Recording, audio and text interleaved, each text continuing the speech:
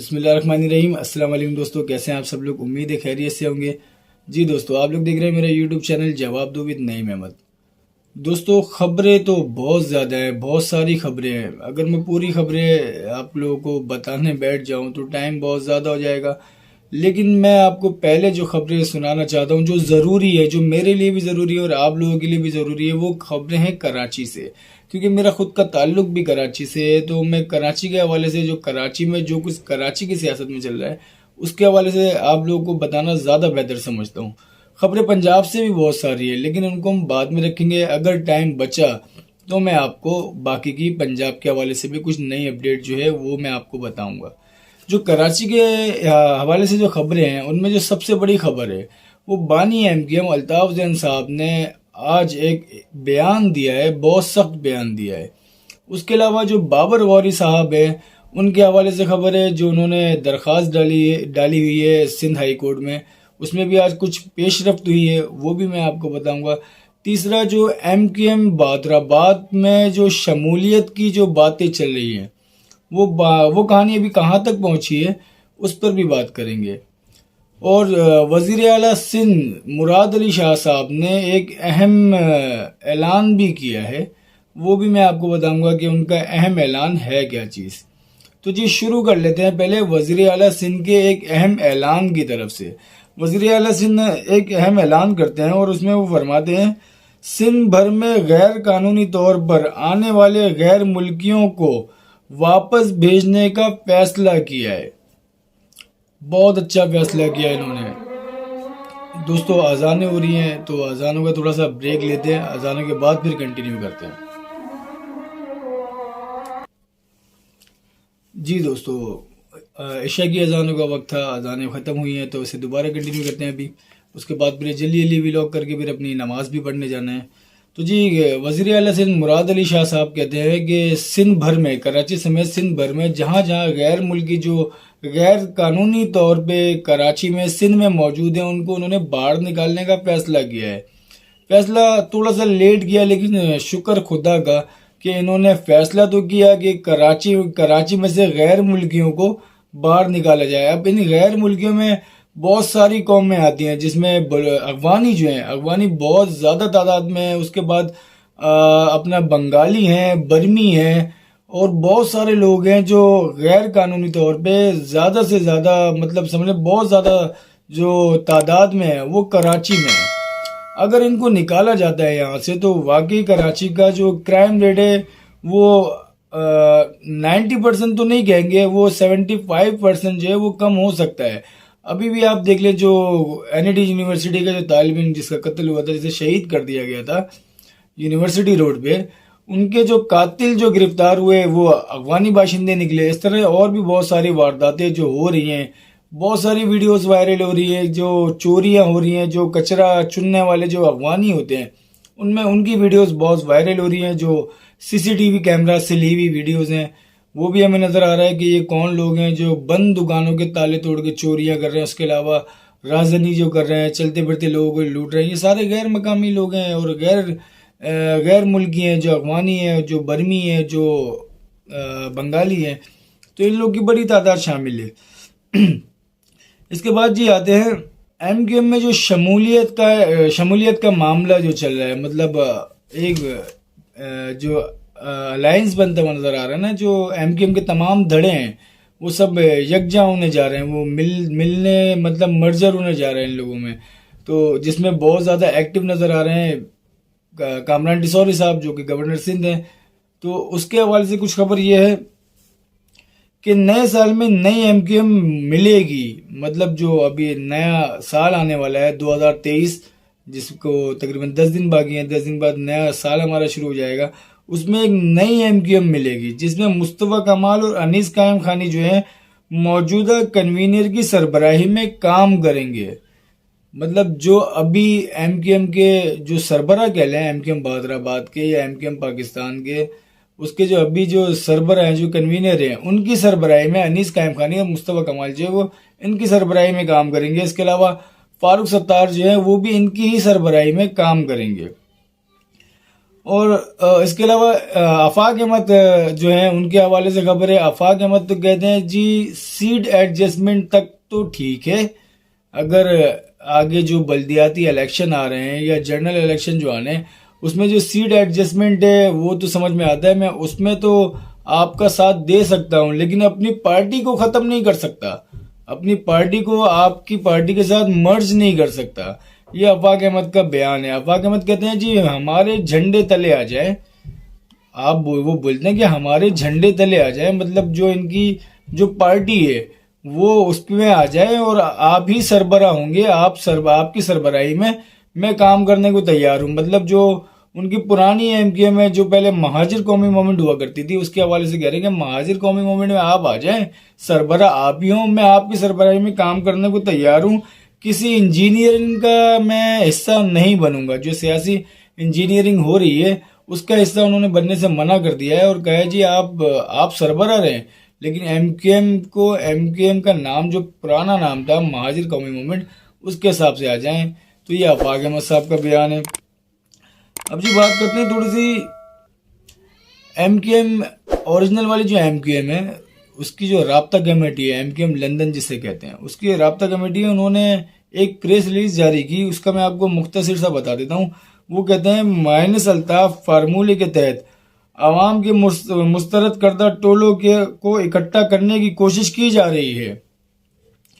पुराने शिकारी नया जाल लेकर आए हैं, माइनस अल्ताफ हुसैन फार्मूले में जान डालने की कोशिश की जा रही है। जितने भी जीरो आपस में मिला लें वो जीरो ही रहेंगे।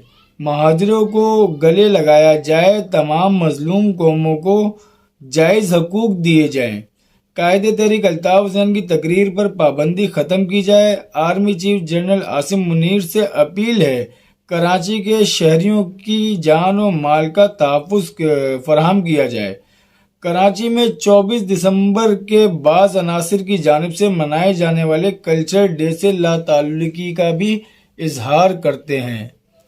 मतलब जो 24 दिसंबर जो आ रही है, 24 दिसंबर को महाजिर कल्चर डे जो मनाया जाता है, जो पिछले 3-4 सालों से मनाया जा रहा है, उससे भी इन्होंने लाताल्लुकी का इजहार किया है। जो मैंने आपको कल वाले अपने व्लॉग में भी बताया था कि कराची के मुख्तलिफ इलाकों में वॉल चॉकिंग भी की गई है कि ये जो महाजिर कल्चर डे है इसको हम नहीं तस्लीम करते, इसका बाइकाट किया जाता है, तो उससे भी लाताल्लुकी का इजहार किया है। अब आते हैं जी बाबर गौरी साहब के जो कुछ केस हैं उनके हवाले से, उन पे बात कर लेते हैं। बाबर गौरी साहब ने एक दरख्वास्त दायर की हुई थी जिसमें इन्होंने कहा था सिंध हाई कोर्ट में कि मैं पाकिस्तान आना चाहता हूं, लेकिन मुझे डर है कि मैं पाकिस्तान आऊंगा पहले की तरह तो मुझे दोबारा किसी ऐसे केस में गिरफ्तार कर लिया जाएगा जिसका मुझे पता ही नहीं होगा। तो मुझे बताया जाए मुझ पे क्या केस हैं, क्योंकि मैं अपनी लीगल टीम के जरिए वो केस जो है मामला जो है वो हल करके फिर अपने मुल्क आना चाहता हूँ। तो पिछली जो समाअत हुई थी उस पर भी मैंने आपको बताया था कि जो आईजी सिंध साहब हैं उनकी तरफ से कुछ जो रिपोर्ट जो पेश की गई थी जज साहब को, तो वो जज जो है वो गैर मुतमईन नजर आए थे। तो आज जो है आईजी सिंध साहब ने एक मुकम्मल रिपोर्ट जो है वो बाबर गौरी के हवाले से पेश की है सिंध हाई कोर्ट में। उसमें क्या क्या है, कितने केसेस हैं बाबर गौरी पे, और उन केसों में से कितने केस ऐसे हैं जिसमें कायद जो है जो बानी है वो भी शामिल है। जो बाबर गौरी साहब जो है वो जो केसों में जो उनके ऊपर जो केस हैं वो टोटल 12 के करीब केस हैं। इन 12 केसों में से 8 केस जो हैं वो जलाओ गिराओ कत्ल गारतगरी के केस हैं, और ये वो केस हैं जो 1995 के भी केसेस हैं जो जलाओ गिराओ के हैं, और ये केस जो है नाजमाबाद और लियाकताबाद थानों में दर्ज किए गए थे। इनमें से के इलेक्ट्रिक जो उस टाइम पे KESC हुआ करती थी उसकी गाड़ी को भी नजर आतिश करने का केस है, और 1995 से लेके 1996, 97, 98 के दौरान जो जलाओ घेराव के वाकयात हुए थे उनमें भी बाबर गौरी साहब नामजद हैं। मुशर्रफ दौर में 2007 के NRO में ये केस खत्म भी कर दिए गए थे, ये केस विदड्रॉ भी हुए थे। मतलब आईजी सिंध की जो रिपोर्ट है उसमें लिखा हुआ है कि जो मुशर्रफ के दौर में 2007 में जो NRO दिया गया था उस NRO में ये केस जो ख़त्म नहीं किए गए थे। इनको विदड्रॉ किया गया था। जो मुकम्मल एक होता है ना कि केस खत्म कर दिए जाते, तो केस खत्म नहीं किए गए थे, इनको एनआरओ के अंदर ये विदड्रॉ किए गए थे। आईजी साहब का कहना है कि जो तरीका होता है एनआरओ में केसेस को खत्म करने का, वो अप्लाई नहीं किया गया, उस तरीके से ये केस खत्म नहीं किए गए थे। बाबर गौरी एक मुकदमे में बरी हैं, एक मुकदमे में ए क्लास में है, 4 मुकदमात में सी क्लास में करार दिए गए हैं।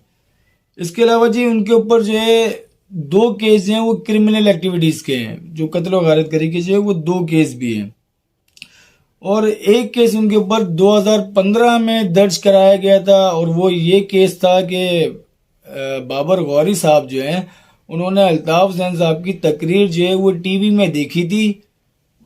अमेरिका में थे, तो वहाँ पे किसी शख्स ने बताया था, मुकदमा दर्ज कराया था कि उस बंदे ने खुद ही देखा है कि बाबर गौरी जो है वो टीवी में बानी एमकेएम अल्ताफ जैन की तकरीर देख के खुश हो रहे थे और तालियां बजा रहे थे। एक ये भी केस है इनके ऊपर। इसके अलावा जो 4 केस हैं, वो 4 केस हैं करप्शन के हवाले से, और ये केस हैं वो नैब ने बनाए हुए हैं। मतलब 8 केस तो इनके ऊपर जलाओ घिराओ कत्ल गारतगरी के हो गए। इसके अलावा 4 केस जो है वो करप्शन के केस हैं। जब ये वजीर थे शिपिंग के, उस टाइम पे बनाए गए, उस पे ये केस जो है नैब के पास हैं, जिसमें 125 एकड़ की गैर कानूनी जमीन का केस है। उसके अलावा 944 मुलाजमीन को गैर कानूनी तौर पर मुस्तकिल करने का केस है। इस केस में इल्जाम है कि 2 अरब 84 करोड़ रुपए का नुकसान मुल्क को पहुंचाया गया। 2 अरब 84 करोड़ का नुकसान जो है वो बाबर गौरी साहब ने, जो 944 मुलाजमीन थे उनको मुस्तकिल करके, मतलब यूं कह लें कि 3 पौने 3 अरब का नुकसान जो है वो मुल्क को पहुंचाया। ये भी केस है। अब ये 4-5 जो है बड़े केस हैं, जिसमें ऐसा नहीं है कि उनको जमानत नहीं मिलेगी या वो इन केसों की वजह से पाकिस्तान आएंगे नहीं, लेकिन उनको ये बता दिया गया है जज साहब को कि ये केसेस हैं बाबर गौरी के ऊपर, और अगर वो पाकिस्तान आते हैं तो उनको गिरफ्तार भी, इनमें से किसी भी केस में उन्हें गिरफ्तार भी किया जा सकता है। अब देखते हैं बाबर गौरी साहब क्या करते हैं, वो इन मुकदमात का सामना करते हैं या पाकिस्तान आने से गुरेज करते हैं।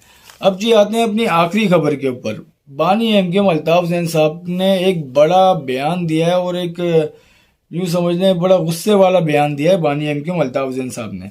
बानी एमकेएम अल्ताफ जैन साहब कहते हैं, रब्बे काबा की कसम, वो शख्स महाजिर हो ही नहीं सकता जिसने महाजिर होते हुए चंद टकों के औस महाजिर कौम का और महाजिर शौदाओं के मुकद्दस लहू का सौदा किया और महाजिर दुश्मनों से मिल गए। ऐसे अशखास मीर जाफर मीर सादिक की तरह सिर्फ और सिर्फ गद्दार होते हैं, और गद्दारों की कोई कौमियत नहीं होती।